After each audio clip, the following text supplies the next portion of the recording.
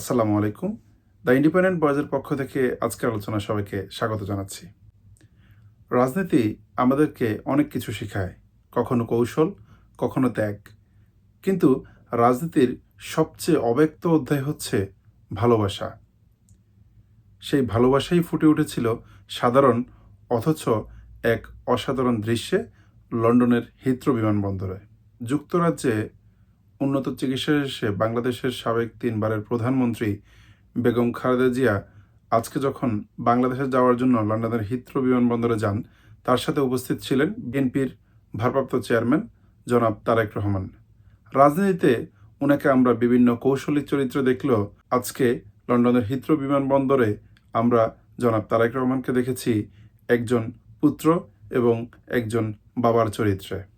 অন্যদিকে অসুস্থ সাবেক প্রধানমন্ত্রী বেগম খালেদা জিয়া মমতাময়ী মায়ের চরিত্রে ছেলেকে জিজ্ঞেস করলেন, তুমি কখন যাবা?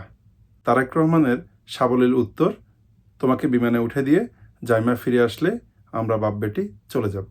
এই একটি সাধারণ বাক্যেই ফুটে ওঠে তারেক রহমানের পারিবারিক অঙ্গীকার এবং রাজনীতির অন্তরালে ব্যক্তিগত জীবন, যেখানে আজ তিনি কোনো রাজনৈতিক হিসেবে নয়, বরং একজন ছেলে এবং একজন বাবার চরিত্রেই হাজির ছিলেন। এই একটি বাক্যেই প্রতীয়মান হয় দীর্ঘ নির্বাসন, রাজনৈতিক চাপ এবং বিভিন্ন ধরনের রাজনৈতিক কৌশলের ভিড়েও একজন ছেলে এবং একজন বাবার চরিত্র কতটুকু প্রস্ফুটিত।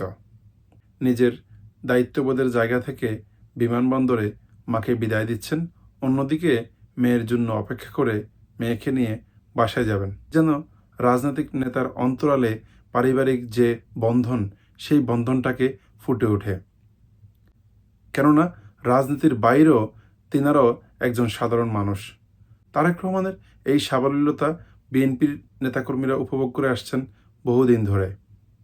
কিন্তু আজকের হিথ্রো বিমানবন্দরে তারেক রহমানের এই ছোট্ট বাক্য সত্যি মানুষের পারিবারিক যে বন্ধন, পারিবারিক যে দৃঢ়তা আজকে উপস্থিত নেতাকর্মী সহ সবাইকে মুগ্ধ করেছে। দেশের একটি বরেণ্য পরিবার, যেখানে মহান রাষ্ট্রপতি, সেনাপ্রধান, স্বাধীনতার ঘোষক এবং সাবেক ৩ বারের প্রধানমন্ত্রীর সন্তান, এমনকি বাংলাদেশের বর্তমান সময়ের রাজনৈতিক দলগুলোর মধ্যে সবচেয়ে বৃহত্তম রাজনৈতিক দলের ভারপ্রাপ্ত চেয়ারম্যান হয়েও তারেক রহমানের রাজনৈতিক যে সাবলীলতা, পারিবারিক যে বন্ধন এবং নেতাকর্মীদের প্রতিও ওনার যে অক্ষুণ্ণ ভালোবাসা, এই ত্রিমাত্রিক চরিত্র, একজন ছেলে, একজন পিতা এবং একজন রাজনৈতিক নেতা, সত্যি বাংলাদেশের আগামীর নেতৃত্বে একটি নতুনত্বের সম্ভাবনা তৈরি করবে বলে আশা করছি।